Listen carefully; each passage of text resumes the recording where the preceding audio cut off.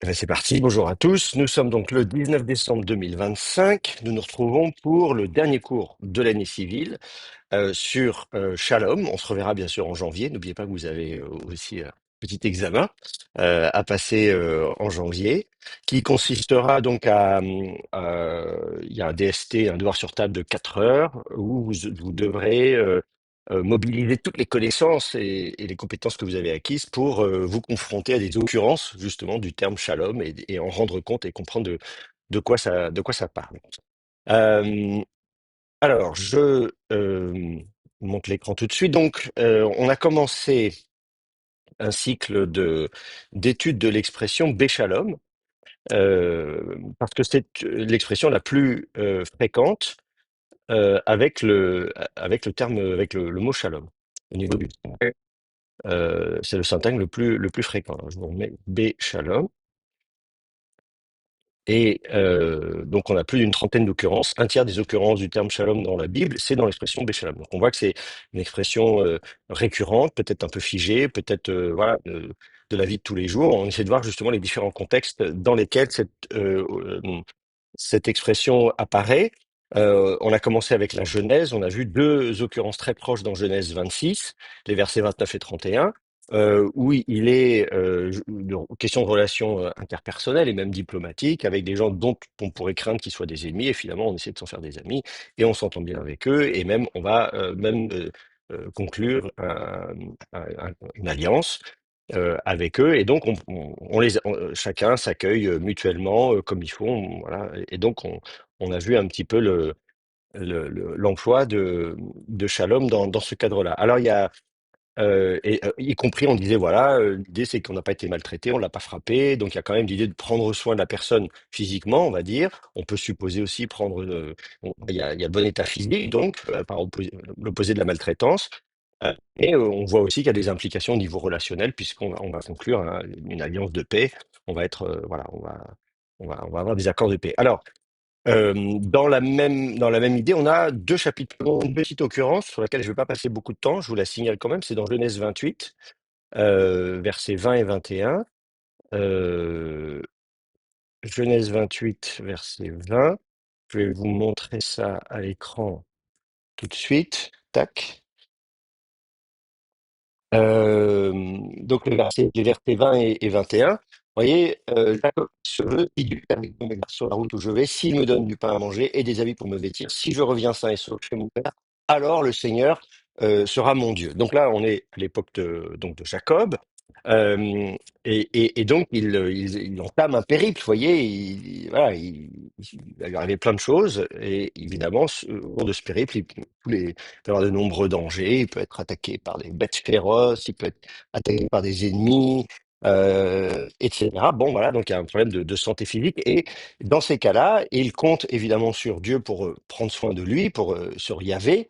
Euh, voilà, si Yahvé Elohim est avec moi, il m'a dit, bon, très bien, à ce moment-là, bah, j'en ferai mon Dieu. Alors il sera mon Dieu, dit-il.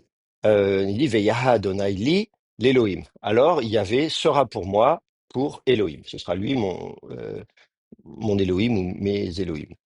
Euh, et donc, l'idée, c'est, voilà, on va faire un test. On va mettre à l'épreuve, on dit très bien, c'est aussi l'idée du contrat. Hein. Moi, je fais ça, mais l'autre, chacun doit faire, comment dire, respecter sa part du contrat. Et donc, la part du contrat de Dieu, c'est donc de prendre soin de lui. Et donc, et il dit, voilà, et il espère qu'à l'issue de ce périple, il va dire comme ça, Veshafti, Veshalom, El Bet Avi. Donc, je reviendrai, Beshalom, vers la maison de mon père. Et donc, on a de nouveau cette expression Béchalom, on a de rentrer Béchalom en état de shalom, hein, dans la proposition bête locative, dans cet état de shalom. Et donc là encore, le contexte nous permet de savoir de quoi on parle, en bon état, c'est-à-dire shalom c'est le bon état, donc il revient en bon état, c'est-à-dire, eh bien, on a justement le verset précédent qui décrit ce qu'il entend par là, puisque donc il évoque le fait d'être protégé, hein, Shamarni, Baderet, donc Shmarni, il va me garder, et il dit Venatani lechem, et il me donnera à manger. Bon, du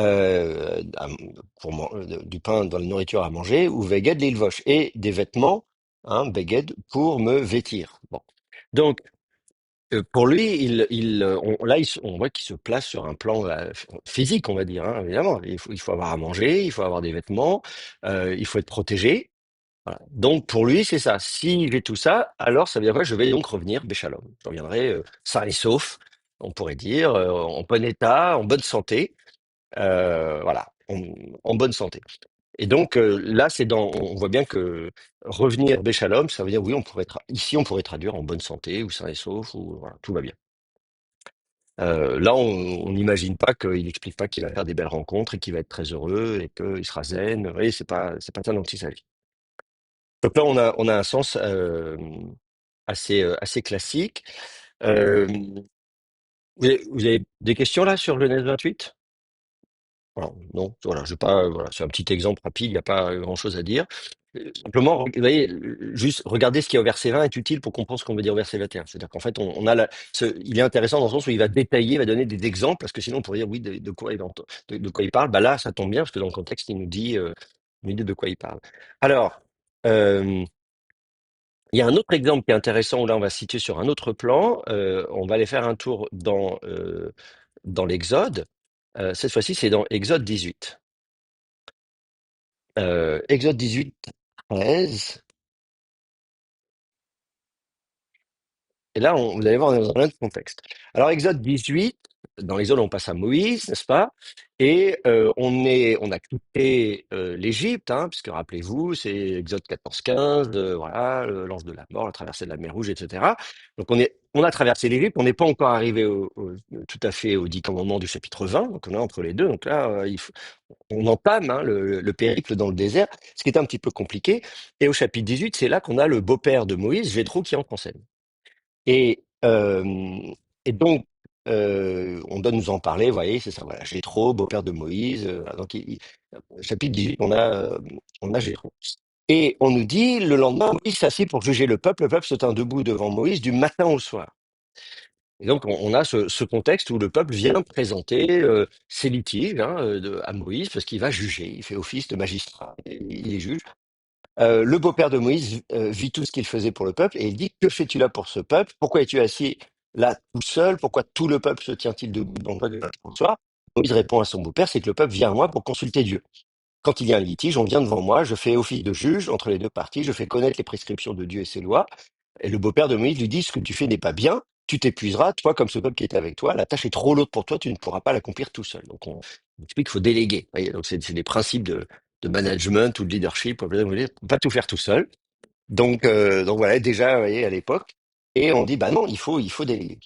Et donc, il lui dit, grosso modo, ah, on va un peu plus loin, discerne parmi tout le peuple des hommes de valeur, craignant Dieu, des hommes loyaux qui détestent le gain malhonnête, nomme-les chefs de 1000, chefs de 100, chefs de 50, chefs de 10. Qu'ils jugent le peuple en tout temps. Donc les petites affaires sont jugées par des gens qui sont responsables de 10. Si sinon ça remonte, ça remonte, ça remonte. Voilà. Bon. Euh, et puis voilà, allège ta charge et qu'il la porte avec toi. Si tu fais cela et que Dieu te donne des ordres, tu pourras tenir bon. Tout ce peuple parviendra sain et sauf à son lieu. Et donc ici, Euh, on a l'occurrence de Béchalom ici au verset 23. Euh, et alors regardez donc, regardez le verset 23 en détail. Donc on dit im et hadavar hazeh ta'aseh. Donc si cette chose-là, hein, cette chose-là, c'est-à-dire ce principe de délégation ta'aseh, tu fais, vetifra Elohim, alors il te commandera Elohim. Donc, Elohim donc te commandera, donc te donnera des ordres, des commandements. Euh, et ensuite, Veyacholta, c'est un Kametzratou, Veyacholta, et tu pourras, à mode, tenir debout, hein, être debout, tu pourras être debout. Vegam Kolham Hazé, et de même tout le peuple, celui-ci. Donc tout ce Al Mekomo, sur ce lieu, son lieu, Yavo, il viendra Béchalom, Véchalom. D'accord? Alors on a l'expression donc le peuple donc viendra Véchalom sur son lieu. Je vois une petite note dans la BHS sur le hal, et on nous dit que le Patatoque samaritain a L. C'est L, donc vers. Au lieu d'être sur son lieu, vers son lieu. Il y a souvent l'alternance entre al et el. D'une part, parce que le aïn s'amuit avec le temps, on ne va plus prononcer al, mais al, donc il n'y a plus beaucoup de différence. Et en plus de ça, en araméen, la préposition al a le sens non pas de sur, mais de direction. Donc à une époque où on parle mieux araméen qu'hébreu, on peut tout à fait confondre al et el, qui finissent par avoir le même sens. Donc voilà, c'est juste pour dire que vous verrez assez fréquemment ce genre de confusion. Alors, ici, ce qui nous intéresse, c'est Béchalom. Donc, l'idée, c'est de revenir ou de repartir à la maison, à Mekomo, donc là où c'est lui, hein, on va dire, Makom, c'est le lieu, hein, chez lui, Béchalom. Et donc, on se dit, bon, alors, vous voyez, le passage précédent dans Genèse 28, on nous disait, voilà, Jacob revient d'un long périple, il a à manger, il a à boire, ses besoins physiques sont pourvus, Dieu l'a protégé des dangers, donc il est Béchalom. On dit, voilà, on est vraiment dans un contexte d'être en bonne santé ou sain et sauf. Mais là, vous voyez, dans le contexte ici, on n'est pas dans un contexte où on dit, attention, les gens là, ils n'ont pas à manger, ils n'ont pas à boire, ils n'ont pas de vêtements. C'est pas de ça dont il s'agit. Quoi est-il question ici dans le contexte? Ouais. Ouais. Il est question de rendre justice. Vous voyez, pour ça que je dis, c'est intéressant de regarder les versets qui précèdent.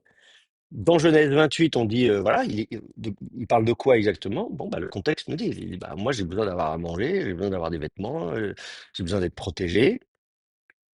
Là, de quoi est-ce qu'on a besoin? On a besoin de justice. Il y a des litiges, les gens viennent, ils ont des litiges, ils viennent, ils ont besoin d'avoir une décision de justice. Ils ont besoin qu'on fasse justice sur leur situation. Alors, on ne nous détaille pas de quelles affaires il s'agit. Moïse, il dit, les gens, ils font la queue là, toute la journée. Ils ont des litiges. Je sais pas si c'est le voisin qui fait trop de bruit ou qui leur a piqué un truc ou je sais pas quoi. Enfin bref, bon. Donc, il y a des litiges de tous ordres. Et donc, il faut trancher ces litiges. Et là, le problème, c'est que tout le monde, bah, il n'arrive pas, parce que voilà, il est tout seul, il gère tout, les gens font la queue, et les gens sont mécontents. Vous voyez, c'est comme aujourd'hui en France, où les gens, il y a des délais judiciaires, où les gens attendent des années avant d'avoir une décision. Enfin bref, donc, ça génère beaucoup de frustration, ça génère un sentiment d'injustice, les gens n'ont plus confiance dans le système judiciaire, etc. Et donc, ça craque de partout. Bon. Et pareil aux urgences, je dirais, enfin, voilà, dans plein de domaines, si les gens attendent trop longtemps qu'ils ont des besoins et qu'on ne pourvoit pas à leurs besoins, les gens, voilà, ça se passe mal. Bon. Donc là, dans un contexte judiciaire, j'ai trop lui dit non, toi, tu vas t'épuiser à la tâche, tu vas pas y arriver, les gens, enfin, tout le monde, personne va être content. Donc, il faut que tu fasses ça. Si tu fais ça, eh bien, à ce moment-là, tout le monde sera content. Et donc, les gens, après, ils rentrent chez eux, béchalom. Donc, ils sont bien, ils sont en bon état, mais le bon état dans lequel on est, c'est un bon état sur le sens, dans une dimension juridique. Donc c'est marrant parce que voilà, on est dans une autre sphère, on n'est pas dans la sphère physique. Bon, même si on imagine aussi les gens qui font la queue toute la journée en plein cagnard, donc ils peuvent aussi avoir un problème. On peut tout à fait imaginer qu'ils aient également un- comment dire, un problème de santé physique s'ils font la queue pendant des heures. Mais in fine, il y a aussi, là, on est dans un contexte juridique. Les gens, ils ont besoin qu'on fasse justice, qu'ils aient un sentiment qu'on leur a fait justice. Donc voilà, dans un contexte juridique, il y a un bon état, et Pardon? le bon Pardon? état, il n'est pas simplement physique ou relationnel, il est juridique à ce niveau-là. Oui, j'entends François. Oui, oui. Je viens, c'est un peu ma marotte, de regarder, les traductions de la Septante. Effectivement, pour le premier passage, c'est métasotérias et là, la traduction, c'est met eirenes. Donc est-ce que ça veut dire qu'il faut comprendre qu'ils reviennent apaisés, leur affaire a été jugée et quelque part, parce que sain et sauf, ça fait une dimension matérielle, la traduction qui est donnée ici, là.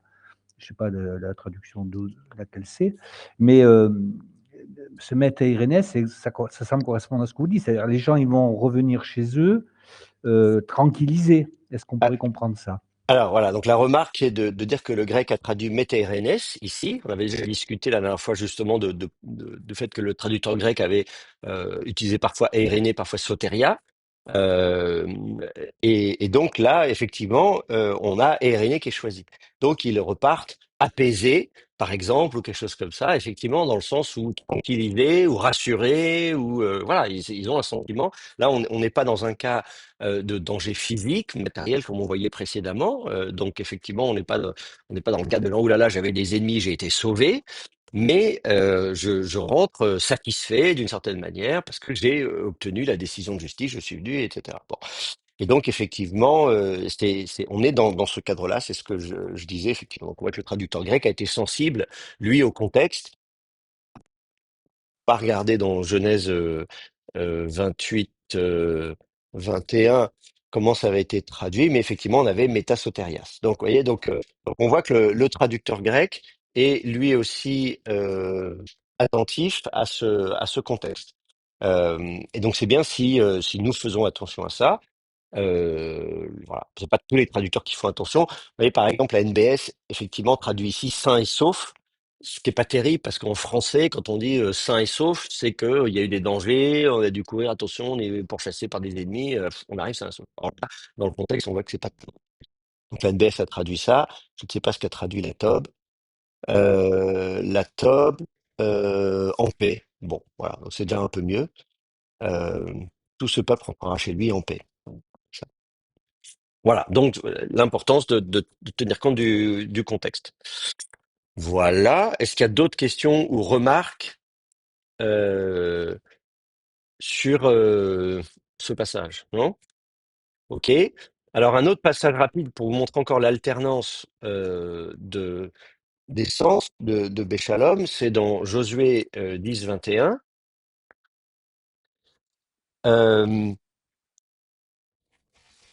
où là, on traduit encore tout le peuple revint en paix au camp auprès de Josué à Makéda, c'est la bataille de Makéda. Hein. Josué 10, c'est la coalition des 5 rois amorites contre,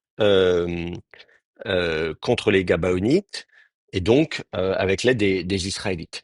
Et c'est ce chapitre-là dont je vous disais qu'on avait la première occurrence de Jérusalem dans la Bible, au premier verset, puisqu'on a Adonai Tzedek, roi de Jérusalem. Euh, donc voilà, c'est ce passage important qui va ensuite précipiter finalement la conquête du territoire, puisque alors qu'auparavant on s'attaquait à une ville après l'autre, Jéricho, puis Haï, là d'un seul coup on a une coalition de 5 rois, on va les vaincre. Du coup, on va dans la foulée conquérir toute la partie sud, hein, donc c'est vraiment une campagne militaire méridionale, une dizaine de villes. Et puis ensuite, au chapitre suivant, on va avoir la campagne septentrionale. On va prendre pareil. Et puis après, ça y est, on arrive au milieu du livre de Josué. Ça y est, on a conquis le territoire. Toute la deuxième moitié du livre de Josué ensuite explique que les choses sont pas si simples que ça. Mais donc ici, ce qui nous intéresse, c'est donc après cette bataille de Makéda, donc après la bataille de, oui, comment dire, pardon, la bataille de Gabaon, ça y est, voilà, je m'en mets les pinceaux. Donc après la bataille de Gabaon, le peuple revient. Donc ils étaient à Gilgal, hop, ils arrivent, etc. Bon. Et là, on nous dit, Vayashuvu chol ha'am el hamachane el Yehoshua Makeda Beshalom. Donc, tout le peuple revint vers le campement, vers Josué, Makeda, donc à Makeda, Beshalom, en état de shalom, en bon état. Euh, et et donc là, on est dans un contexte militaire, on vient de faire une bataille. Là, pour le coup, on est très clairement dans un contexte physique. Le contexte vous dit, voilà, attention, voilà, on a échappé belle parce qu'on aurait pu se faire massacrer. On avait quand même 5 armées contre nous. On était à 5 contre 1, mais on a quand même gagné. Alors là, pour le coup, on aurait pu traduire sain et sauf. Et là, pour le coup, la Tob a traduit en paix aussi. Alors, peut-être la NBS a traduit Béchalom. Comment elle a traduit ça? Sain et sauf, vous voyez, bon, voilà. Donc là pour le coup, sain et sauf, c'est bien, vous voyez, donc c'est bien de temps en temps, pas dans l'autre. Je vais pas regarder la version grecque, mais on peut regarder rapidement ce que dit Ralph. Euh, Hugueis, il traduit le grec. Étonnant, hein? alors, voyons voir. Alors, En bonne Hugues, oui, santé. c'est ça. Oui, oui, c'est ça.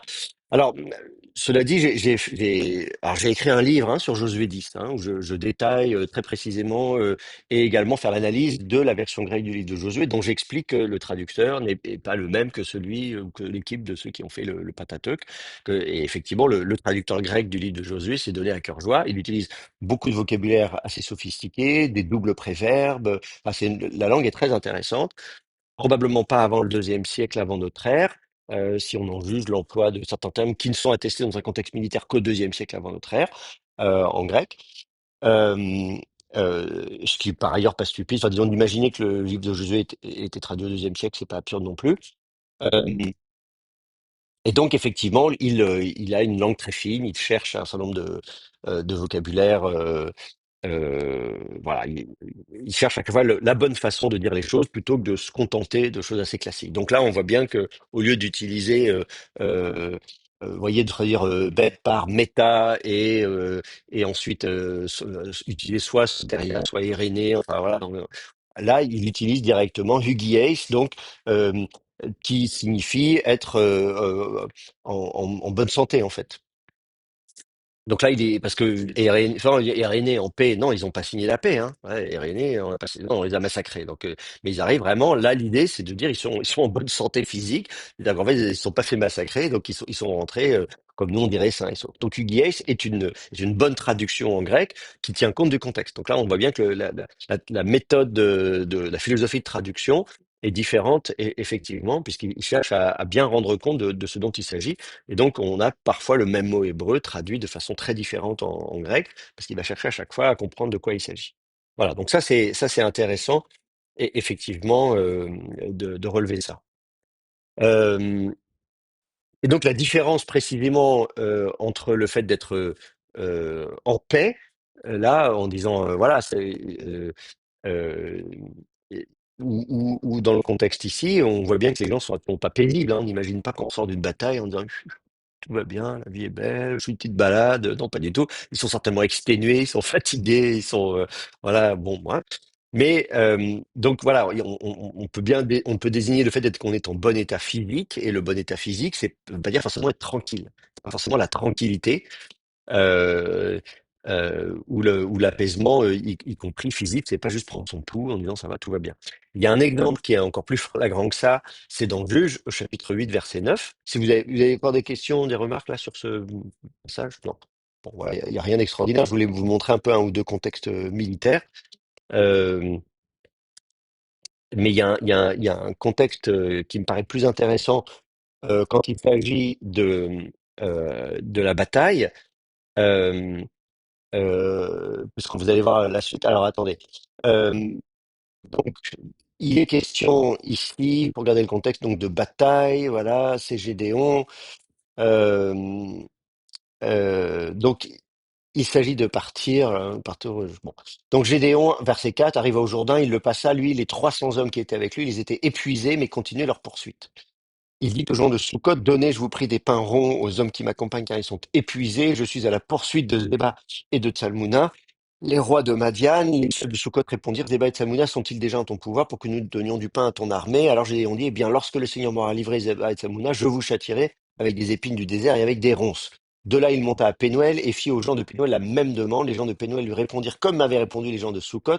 Mais c'est marrant parce que les gens, donc, ils retournent leur veste, mais uniquement s'ils vont sur de la bataille. Hein. Donc vous voyez, vous avez Gédéon donc, qui poursuit les Madianites. Il dit, voilà, je vais massacrer les Madianites. Il y a toute l'histoire où il faut réduire le nombre de personnes parce que Dieu veut faire un miracle, donc ils seront pas très nombreux. Enfin, ils y vont. Ils y vont à fond. Ils sont crevés. Hein, ils me disent bien, ils sont épuisés, ils sont fatigués, mais il faut continuer quand même. Ils ont faim, donc ils arrivent, donnez-nous à manger. Et les gens disent, non, on va pas vous donner à manger parce que si derrière vous prenez une raclée, nous, on va nous faire payer le fait qu'on vous aura donné à manger. Donc nous, on vous donne rien.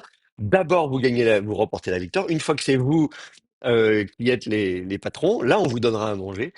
Mais voilà, on a peur d'être traité de collabo, sinon, etc. Voilà. Donc, il ne donne pas à manger. Et il dit, très bien, bah alors à ce moment-là, quand j'aurai gagné, vous me donnerez pas des mains, je vous massacrerai. Bon, bref. Donc, il dit aussi aux gens de Pénuel, quand je reviendrai victorieux, je démolirai cette tour. Zeba et Tsalmuna étaient à Carcour avec leurs troupes, environ 15 000 hommes, tous ceux qui étaient restés, bon voilà. Et puis, on nous explique qu'ensuite, bien sûr, il va gagner, voilà, il va capturer, il leur arrive plein de choses.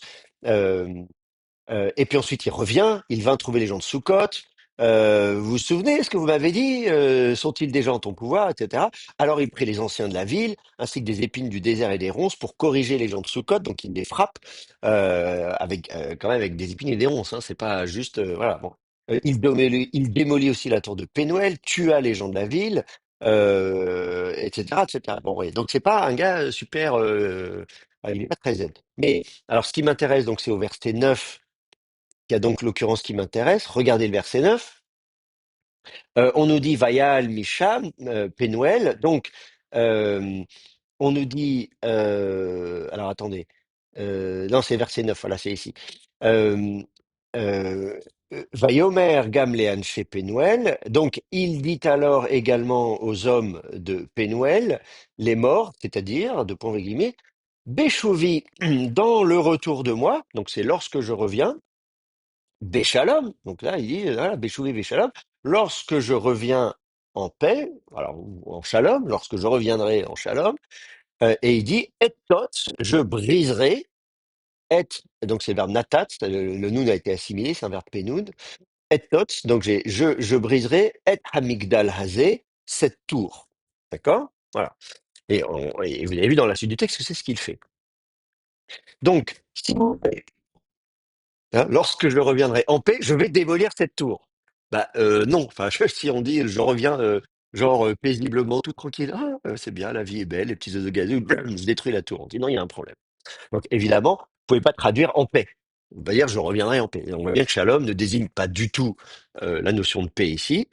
Euh, on est dans un contexte donc de militaire, de bataille, et il reviendra de la bataille. Donc il dit voilà, donc il va attaquer les ennemis, et les autres veulent pas lui donner à manger. Il dit très bien, quand je reviendrai de la bataille et je reviendrai Béchalom, là je vais vous massacrer, je vais vous corriger, je vais vous détruire, etc. Donc on voit qu'il revient énervé. Enfin, je veux dire, il revient en colère, énervé, et les violences continuent puisqu'il va les frapper avec des ronces, il va démolir la tour, il va tuer les gens de la ville.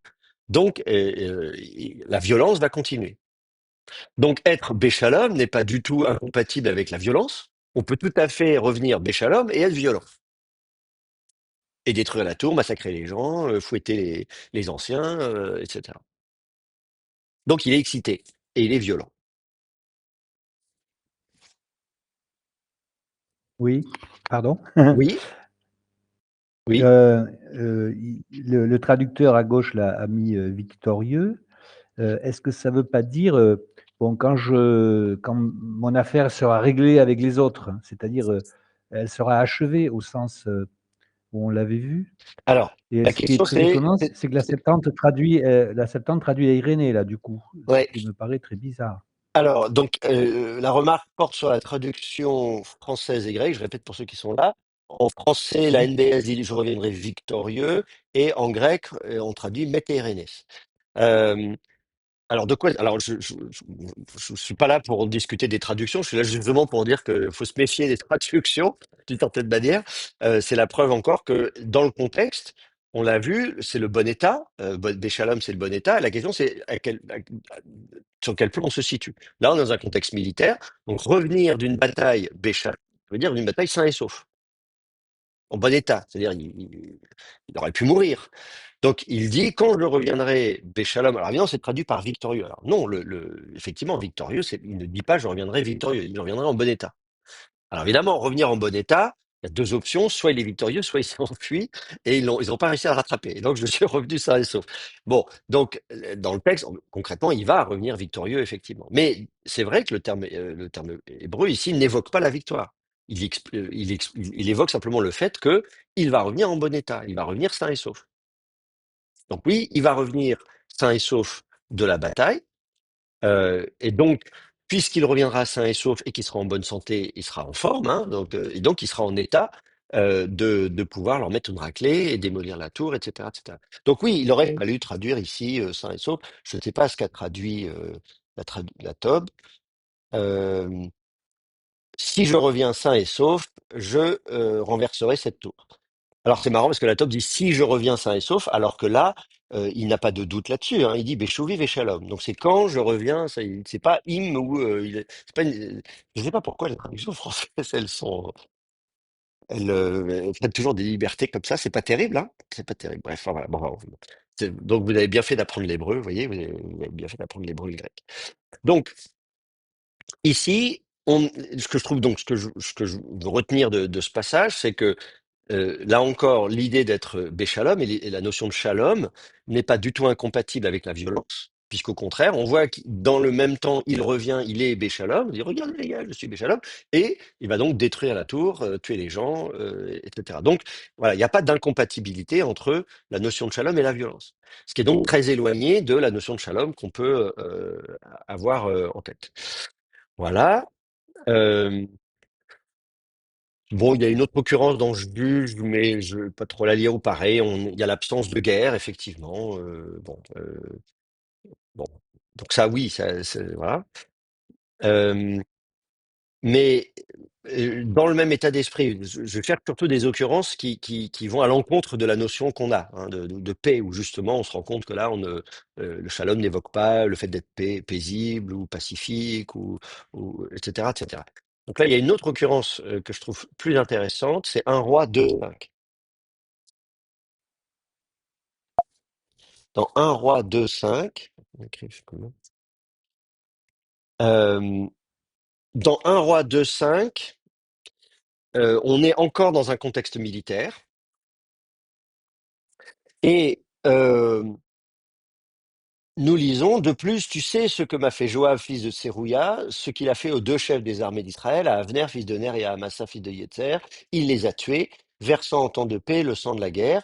Il a mis ainsi le sang de la guerre sur la ceinture de ses reins et la sandale de ses pieds. Agis selon ta sagesse, mais ne laisse pas ses cheveux blancs descendre en paix au séjour des morts. Alors, donc, on a coup sur coup, consécutivement, deux fois l'expression Béchalom.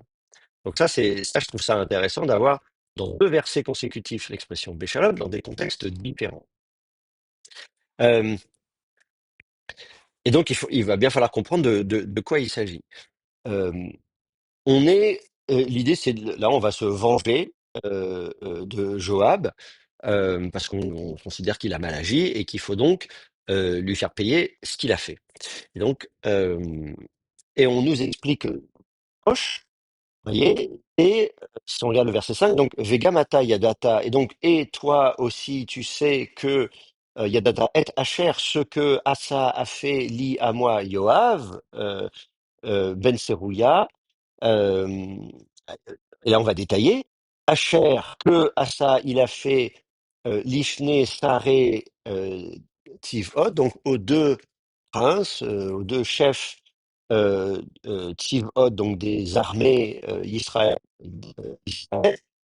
euh, les Avner, donc Avner, fils de Ner, euh,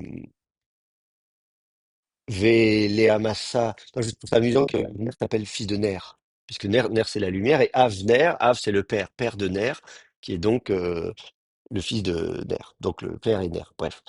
Donc les Amasa ben Yeter et Amasa fille de Yeter. Alors qu'est-ce qu'il a fait? Vayahar, qu'est-ce comment il y a? Vayahar. Pourquoi c'est Vayahar? Alors attendez, je réfléchis pourquoi on a mis. Ah oui, c'est à cause du He. Bon, c'est intéressant parce que c'est du Vayektol, euh, mais évidemment il doit y avoir un cheval. On peut pas avoir de cheval. Ah, mais si, alors attendez, Yahargem. Alors attendez. Bon, si on faisait un cours d'hébreu, on discuterait de la vocalisation qui est intéressante. Mais bref, donc c'est le verbe harag, en tout cas, les tuer. Donc, et il les a tués. Vayastem, et il a placé, littéralement, Sim s'est placé, de Me Milchama, le sang de la bataille, du combat, Béchalom. Vayiten, et il a donné de Me Milchama, le sang de la guerre, Charogato, dans la ceinture, sa ceinture, Asher Bebonav, qui est dans ses reins. Enfin, oui, les reins, sur les hanches, là, sur les côtés. Ou et dans sa sandale, c'est la sandale, ou oui, on met au pied en tout cas. Asher B. Raglav, qui est sur ses pieds. Voilà. Donc, ça, c'est ce qu'on a au verset 5. Donc, on lui reproche d'avoir versé le sang. Il a versé le sang de la guerre et on précise à un moment donné que il a versé le sang de la guerre Béchalom. Alors, oui, on a l'expression Béchalom. Il a versé le sang de la guerre Béchalom.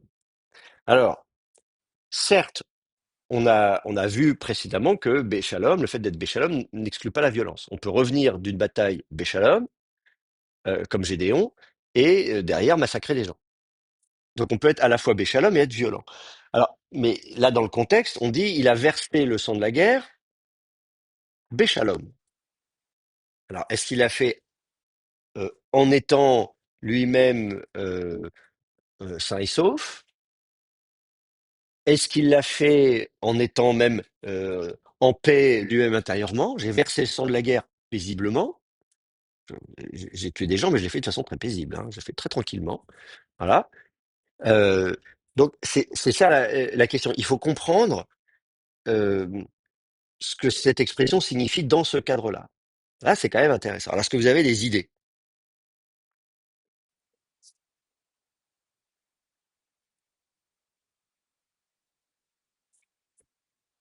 Il y a plusieurs façons de le comprendre. Oui.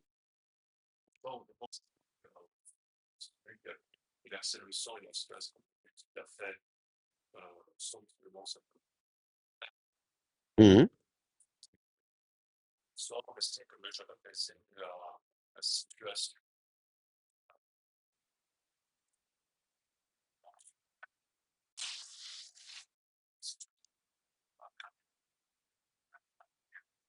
Oui. Oui. Oui. Oui. Oui. Alors, effectivement, la question va savoir de qui est Béchalom, effectivement. Est-ce que c'est lui? Est-ce que c'est général? Et puis la proposition bête, évidemment, qui a beaucoup de sens. Hein, c'est en, avec, par. Bon, il y a dans. Il y a plein de façons de traduire. Elle indique la situation. Hein. Béchalom, c'est du locatif. Par opposition à la proposition lamet, qui indique le mouvement. Et kaf, c'est comparaison. Donc on voit bien. Bête, c'est l'idée si on bouge pas. Bon. Donc ça indique le contexte. Bête indique le contexte. Et donc, voilà, qu'est-ce qu'il y a autour de moi? Je suis environné de shalom ou je suis avec quelqu'un, par quelqu'un, j'utilise un instrument, je suis dans un endroit précis, je suis dans des circonstances qui peuvent être également temporelles. Hein, lorsqu'on a vu précisément, quand il dit dans le revenir de moi, c'est quand je reviendrai. Hein, la proposition bête, elle indique aussi proposition circonstancielle de temps. Donc c'est assez large en fait le sens de la proposition bête. Donc là ce qui est compliqué c'est ça, c'est que bête peut être compris de différentes manières et on a vu que Shalom aussi évidemment. Donc soit effectivement on s'intéresse à lui-même, il est Béchalom, donc ça veut pas dire qu'il les a tués paisiblement, tranquillement. Ça peut vouloir dire qu'il l'a fait effectivement sans que ça ne le trouble outre mesure. Voilà, ça l'a pas troublé, sans que ça l'inquiète. On pourrait même dire en toute impunité. Voilà. Le fait, voilà, vous savez, c'est comme dans les films où vous avez les tueurs à gages qui arrivent, tuent les gens comme ça, puis après ils vont boire un café, genre, tout va bien, on se dit, mais ici c'est des malades, ils sont complètement. Voilà, bon. Donc on peut imaginer ça, hein, de sang-froid. euh, quand on dit quelqu'un qui tue de sang-froid, c'est ça, il est finalement assez calme, on pourrait dire. Voilà. Il l'a fait très calmement, c'est très calculé, c'est très. Voilà, il n'a pas l'air. Voilà. Mais ça, c'est si ça le concerne lui. Sinon, effectivement, on peut dire, attendez, il ne s'agit pas de parler de lui, de l'état dans lequel il est lui, euh, euh, mais de l'état plus général de la situation dans laquelle on se trouve. Et on est dans une situation de shalom, c'est-à-dire on est à une époque où là, effectivement, il n'y a pas de raison. Voilà, tout le monde va bien. Tout est en bon état, le pays est en bon état. On parlait de Jérusalem qui était Béchalom, etc. Voilà, on peut imaginer donc toutes les murailles sont intègres. Enfin voilà, il n'y a pas de guerre, il n'y a pas d'ennemis, il n'y a pas de voilà, c'est la paix. Là pour le coup, le terme de paix à ce moment-là convient bien aussi. On est en temps de paix. Euh, et donc effectivement, Béchalom peut être compris aussi comme ça, pendant la paix, c'est-à-dire en temps de paix. Et ça a été traduit comme ça par la Torah. Il a tué sans temps de paix le sang de la guerre. Donc ça, on pourrait lui reprocher à ce moment-là d'avoir fait ça dans un contexte où ça ne se justifiait pas. Je suis pas sûr que de dire en temps de paix, ça suffit parce que euh, même si on avait été en temps de guerre, est-ce que ça aurait été davantage justifié? Est-ce que ces assassinats auraient été justifiés davantage voilà. Ou bien il faut dire qu'effectivement, on n'était pas en temps de paix avec eux à ce moment-là. C'est-à-dire qu'on n'était pas, lui-même, c'était pas le pays qui était en temps de paix, c'était peut-être lui-même, à titre personnel, qui était dans un bon état relationnel avec ces gens-là. C'est-à-dire qu'il n'avait pas de ça. On va dire, voilà, il était pas, il n'y a pas de conflit avec eux. Il était effectivement en paix avec eux, donc pas le pays dans son ensemble, mais lui-même était en paix avec eux. Euh, je me le note parce que donc ça voilà, il faudrait regarder d'un peu plus près un contexte peut-être plus large, revenir sur cette histoire, mais en tout cas pour essayer de comprendre qu'est-ce qui est évoqué par là. Euh, voilà, voilà. Euh, bon voilà, donc là c'est intéressant parce que on, on voit que l'expression Béchalom, là on voit que on a un contexte un peu difficile. Et alors au verset suivant, ce qui est intéressant, on lit. Euh, le verset suivant, euh, Ve'asita, et tu feras, kechormatecha, selon, donc comme, hein, comme, selon, conformément à chormatecha, donc ta sagesse, chorma, velo tored, et tu ne, euh, alors attendez, tu ne descendras pas, alors attends, non, non, ça c'est, non, c'est pas ça. Vélo, si, c'est du fil. Donc tu ne feras pas descendre, parce que c'est le verbe yarad, mais là c'est du fil. Donc tu ne feras pas descendre Sévato, sa chevelure grise, hein, c'est les cheveux blancs là, comme on dit. Donc c'est encore un usage métonymique. Hein, tu ne feras pas descendre sa chevelure grise, Béchalom, en Shalom, Sheol. Donc en état de Shalom, au Sheol. Donc tu ne feras pas descendre sa chevelure grise au shéol en état de shalom. Enfin, évidemment, donc déjà, il y a l'idée de, bon, le shéol, c'est le séjour des morts, d'accord? Donc lui, euh, et on ne veut pas hein, que ça, vous pouvez même le traduire au Jussif, euh, parce qu'on a Tored au lieu de Toride. Donc normalement, le ischil à l'inaccompli des verbes p, vav comme ça, peyod, ça devrait être toride. Et là, on a tored, qui est une forme courte, et donc c'est une forme du justif. Donc ne fais pas descendre. Ça pourrait être aussi du troisième féminin singulier, puisque seva c'est du féminin. Donc on pourrait aussi dire donc soit. Puis en plus c'est l'eau. C'est ça qui est bizarre parce que sinon ce serait. Alors d'un côté on a l'impression que c'est du suicide. De l'autre côté, devrait avoir Al Tored. Bon, voilà. Donc là, il y a un peu une incohérence. Les massorettes ont voulu vocaliser un justif, mais normalement, le justif, il devrait être traduit, enfin, il devrait être précédé par par la négation Al. Al Tored.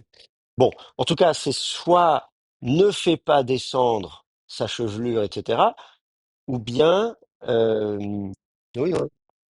Bon, donc je vois pas. Mais disons que voilà, les massorettes, si on avait vocalisé un chirec, ça aurait été du ifil. Tu ne feras pas descendre ta chevelure. Bon voilà, bon peu importe, ça c'est du détail. Tu ne feras, donc en tout cas, il donne un ordre, il donne une consigne. Tu ne feras pas descendre euh, sa chevelure blanche euh, au shéol. Alors sa chevelure blanche, c'est lui en tant qu'être humain, mais âgé. Hein. C'est-à-dire, il est âgé, il est vieux. Alors soit on dit que il doit descendre au shéol avant d'avoir des cheveux gris.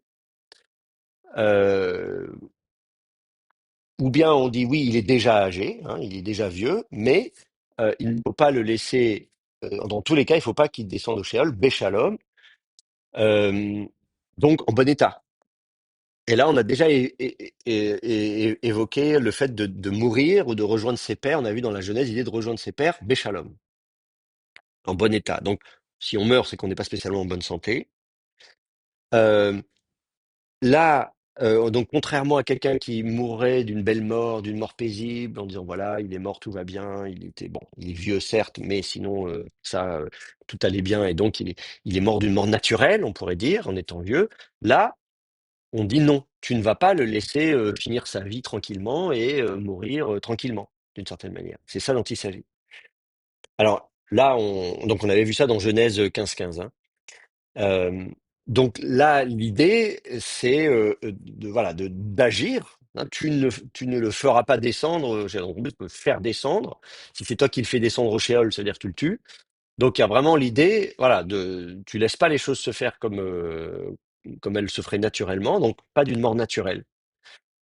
Il y a l'idée voilà, de pas de mort naturelle. Donc là, on imagine qu'il va le tuer, tout simplement. Enfin, oui.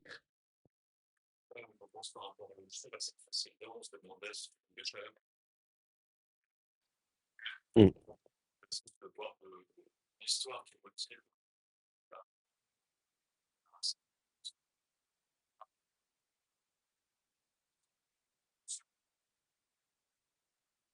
mm. Mais oui, le coup d'État, ouais, ouais. Oui, tout à fait. Non, non, c'est sûr, là, le contexte, évidemment, c'est Joab est un traître et voilà. Donc, donc là, l'idée, c'est on va se venger, quoi. Concrètement, on va dire, voilà, il faut faire quelque chose, il faut intervenir, parce que sinon, voilà, le gars, il va mourir tranquillement de sa belle mort, de vieillesse, en toute impunité. Donc là, on retrouve un peu l'idée qu'on avait peut-être au verset précédent, en disant il les a tués Béchalom, donc lui-même en étant genre calme, tranquille, genre ça le dérange pas, et en disant et là c'est pareil, il va mourir tranquille, voilà. Bon. Et donc on peut imaginer donc que dans les deux versets, le Béchalom ait le même sens. En tout cas, c'est probablement pas une coïncidence. On a Béchalom deux fois dans deux versets qui se suivent. C'est-à-dire, on dit deux phrases et on utilise Béchalom à chaque fois. Donc ça n'est pas une coïncidence. Les deux Béchalom, il faut les étudier ensemble. Je ne dis pas qu'ils veulent dire précisément la même chose à chaque fois. Je dis que l'un répond à l'autre. Il a fait ça, Béchalom, eh ben, il ne faut pas qu'il meure, Béchalom. Voilà. Et c'est ça qu'on nous dit. Donc, voilà, on retrouve bien ici euh, le contexte, les circonstances dans lesquelles il a commis ces assassinats, et donc, puisqu'il a commis des assassinats, eh ben, lui aussi, on va l'assassiner. C'est ça que ça veut dire. Alors, je ne sais pas s'il dit qu'il faut l'assassiner. En tout cas, on dit qu'il ne faut pas le laisser descendre au Sheol, Béchalom. On peut imaginer qu'on le torture. Je ne dis pas on va l'assassiner directement. Il ne dit pas exactement tu dois l'assassiner, mais on peut imaginer que quelqu'un va être torturé et peut-être qu'on va le laisser en vie. C'est une forme de torture. On maltraite les gens, mais on fait attention qu'ils ne meurent pas parce que sinon la torture elle s'arrête. Donc on veut qu'il meure et qu'il dans d'atroces souffrances. Euh, qu'il soit torturé aussi peut-être moralement. Enfin voilà, en tout cas, on va pas le laisser tranquille. Donc là, voilà, et comme il s'agit de mourir, donc là on comprend qu'on s'adresse aussi à l'état physique et pas simplement à Mmh. l'état moral. Oui. Voilà. Des Pardon? questions, des S'il vous remarques? plaît? Oui, oui, je vous écoute. Oui, s'il vous plaît. Donc ça veut dire qu'effectivement, si on vous suit, dans le verset précédent, il ne faut pas traduire en temps de paix. Alors, ce que je disais, oui, au verset précédent, on avait envisagé que le fait que le Béchalom comment dire, ne désignait pas forcément l'état d'esprit de Joab lui-même, mais ça pouvait être aussi les circonstances du pays, d'où la traduction possible, en disant en temps de paix, là, comme on a au verset, je crois que c'est la top qui avait traduit ça comme ça. Voilà, en temps de paix. Euh, je ne dis pas qu'on ne peut pas le traduire en temps de paix au verset 5. On peut tout à fait le traduire en temps de paix. Je dis simplement que les deux occurrences de Béchalom doivent être prises ensemble et qu'il peut y avoir aussi un jeu de mots, même si au verset 5, on se dit oui, il les a tués Béchalom, bah lui, on va pas le laisser descendre au Sheol Béchalom. Donc même si on imaginait que c'était en temps de paix au verset 5, clairement au verset 6, bah lui, on va pas le laisser descendre en paix. En tout cas, si c'était compris comme étant en paix au verset 5. Donc là encore, hein, ça n'empêche pas d'avoir un jeu de mots. En français aussi, vous pouvez jouer sur le double sens d'une expression. Donc je n'exclus pas qu'au verset 5, on puisse dire que c'était Béchalom, dire lui personnellement, il les a tués tranquillement et également qu'il l'a fait à une époque où il y avait justement on n'était pas en guerre et que donc d'une certaine manière il a comment dire il a initié de la violence, c'est-à-dire il n'était pas lui-même attaqué et donc il n'avait pas de raison de les attaquer eux. Mais dans tous les cas, il y a voilà on fait un jeu de mots. Si c'est ça, à ce moment-là, on fait un jeu de mots sur les deux sens possibles de Béchalom. Mais voilà, au verset 5, personnellement, je ne peux pas dire très précisément quel est le sens et comment il faut comprendre Béchalom. Voilà, et c'est pas super clair. Euh, ce que je dis aussi, c'est qu'on peut aussi imaginer qu'effectivement, qu'on ne parle pas du pays de manière générale qui était en temps de paix par opposition à des époques où il y a des campagnes militaires, etc. Donc, on- on peut tout à fait imaginer qu'on parle de lui-même et de Joab et des circonstances propre à lui. Bon. En tout cas, au verset 6, ça c'est très clair. Là, le Béchalom, c'est lui, il ne doit pas descendre au Sheol, Béchalom. D'autres questions, remarques sur ce passage-là? Non? Ok. Alors, je regarde. Bon, on a aussi une occurrence de mourir Béchalom dans les rois, mais on a déjà vu. Alors, psaume 4, verset 9, ça c'est un passage important. Psaume 4, verset 9. Euh, Psaume 4.9, donc ça c'est un. Puis là, ça va être le dernier texte que je vais prendre sur cette section consacrée à Béchalom. Il y en a d'autres, hein, mais bon, on va terminer avec celui-là. Euh, le psalmiste décrit euh, son rapport avec Dieu, sa reconnaissance à Dieu, puisque Dieu l'a sauvé, etc. Donc, vous voyez, ce qui est psaume 4. Quand j'appellerai pour moi Dieu ma justice, dans ma détresse tu m'as soulagé, par prière. Donc voilà, il y a à la fois l'idée de Dieu, il s'adresse à Dieu pour l'aider. Il a évidemment des problèmes, mais le Seigneur, voilà, quand j'appelle le Seigneur, il m'écoute. Donc il y a toujours une alternance qui est assez classique dans les psaumes entre on professe sa foi dans un Dieu qui prend soin de nous et quand on l'appelle, il répond et il nous sauve, etc. Donc ça c'est la théorie et puis on dit la pratique. Mais là maintenant je suis attaqué. Donc là ce serait bien que tu fasses quelque chose, hein. Mais j'ai confiance que tu vas le faire, mais je te prie quand même de le faire. Donc voilà, il y a à la fois l'idée du psalmiste qui confesse son expérience, sa foi, ce qu'il croit et dans le Dieu dans lequel il croit, et puis il évoque aussi le fait que malheureusement les problèmes perdurent et il y a donc un besoin de Dieu. Et puis donc on nous dit au verset 9, c'est le dernier verset, pareillement comblé, je me couche et m'endors, car toi seul, Seigneur, me fais demeurer en sécurité. Moi, j'avais appris ce verset quand j'étais gosse, mais c'était la version seconde traditionnelle. Aussi de coucher, je m'endors en paix, car toi seul, ô Éternel, tu me fais demeurer en sécurité. Ça, c'est la vieille version second, 1910, que moi je suis très vieux, vous comprenez. Donc, si je retrouve, je crois qu'on doit l'avoir là. Louis II, c'est celle-là. Euh, C'est même pas ça. Je me couche et m'endors au paix, car toi seul, ô Éternel, tu me donnes la sécurité dans ma demeure. Non, c'est pas ça. Alors, c'est laquelle que j'ai apprise? C'est la nouvelle édition de Genève, peut-être, 1979. Ah, ils l'ont peut-être pas ici. Euh, bon, bah, je ne sais pas quelle est la version que j'ai apprise quand j'étais gamin. Bref, enfin, c'est pas grave, c'est pas ça le sujet. Donc, ah bah, je l'ai là, aussitôt couché, je m'endors pas, comme ça, ce matin, qui me fait demeurer. Moi, j'avais habité ou demeuré, moi, j'avais demeuré. Bon, enfin, bref, c'est pas grave. Donc, le verset en hébreu, Beshalom Yardav Eshkeva. Donc Beshalom, on commence par ça. En Shalom, Yardav. Yachad, ça vient de Echad, hein. Echad, c'est un, et Yachad, c'est ensemble, littéralement, hein. Donc Yachad, c'est le fait d'être ensemble. Donc Yardav, on en fait notre verbe, ça veut dire ensemble. On le fait ensemble. C'est pas un ensemble, c'est de l'ensemble. Donc Beshalom, ensemble, Eshkeva, Ve Ishan. Donc je m'endors. Le veut d'ailleurs, parce que vous voyez, vous avez un A du coartatif, hein, le verbe shachrav, qui veut dire être couché, hein, voilà. Donc, avec un A du coartatif, donc je veux me coucher. Je sais pas pourquoi c'est pas traduit en français, parce que je m'endors, mais non, aussitôt couché, non, c'est je veux. Alors, attendez, me coucher, ve'ishan, et là, on a le verbe yashan qui veut dire dormir, et donc, et je dors. celui-ci, alors, a pas le A du coartatif, mais bon, voilà, et donc il exprime sa volonté.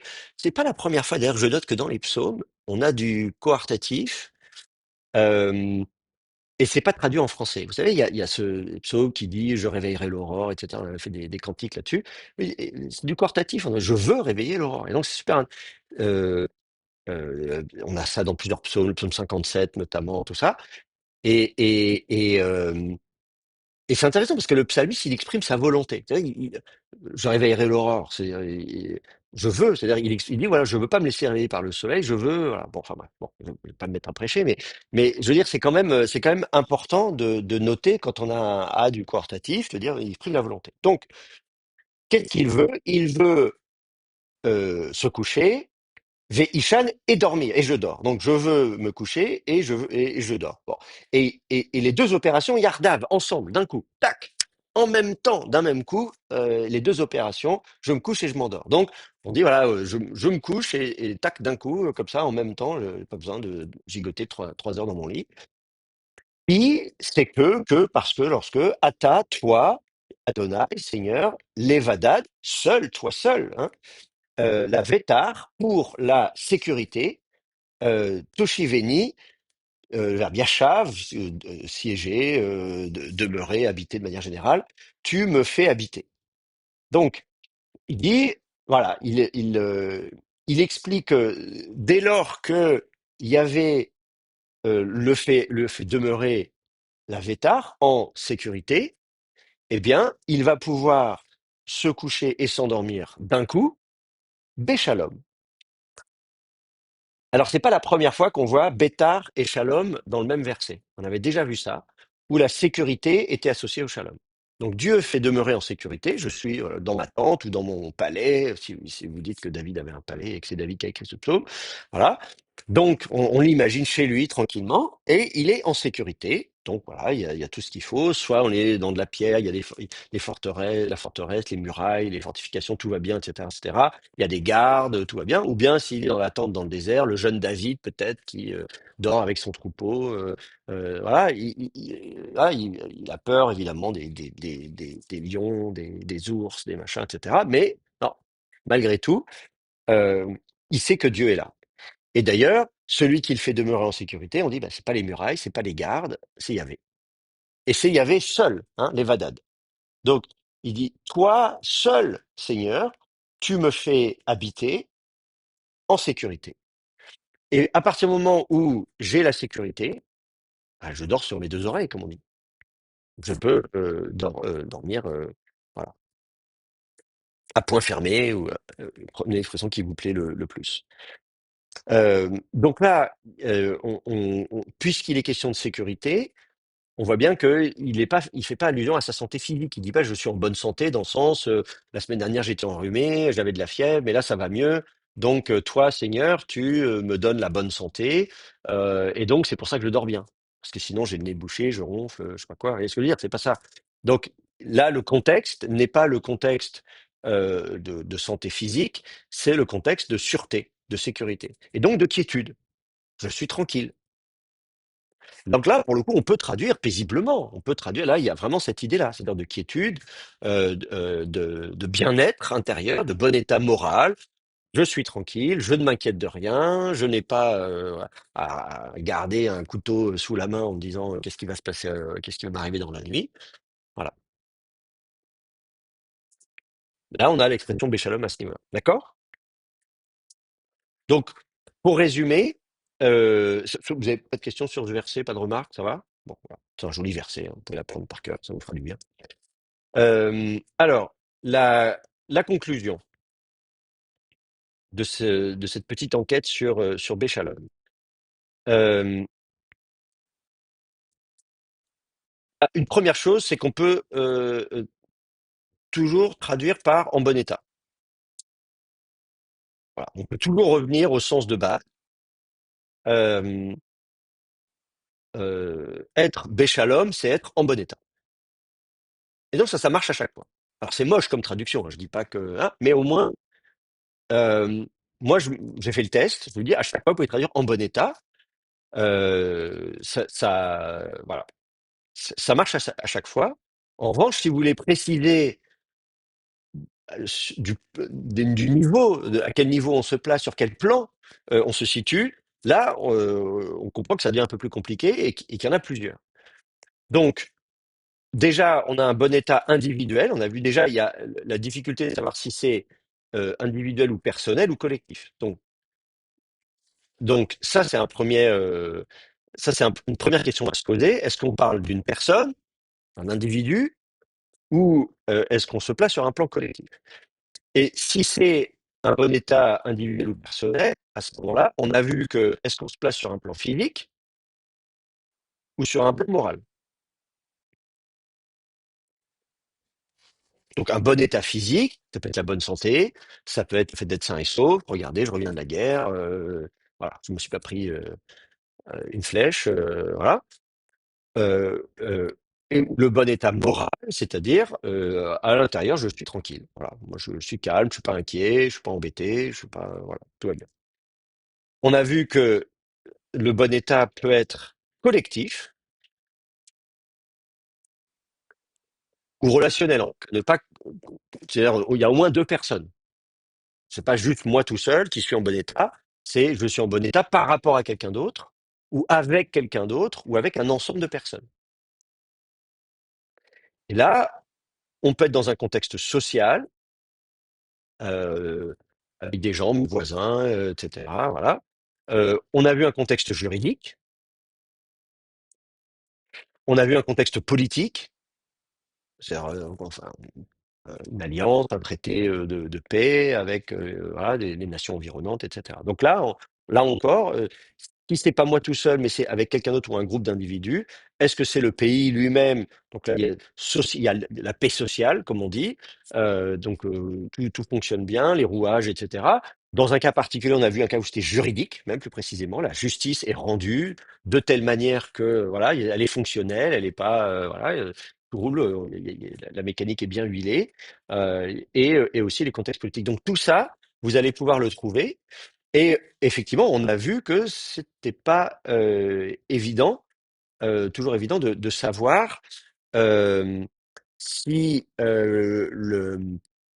voilà, on avait vu dans le passage du livre des rois, en disant deux versets d'intervalle, la même expression. Est-ce que dans un cas, ça pourrait être une visée plus collective et dans un autre cas, une visée plus personnelle, individuelle, ou bien est-ce que dans les deux cas, c'est individuel? Voilà. C'est pas toujours évident de trancher. On a vu toutes les possibilités sont là sur la table.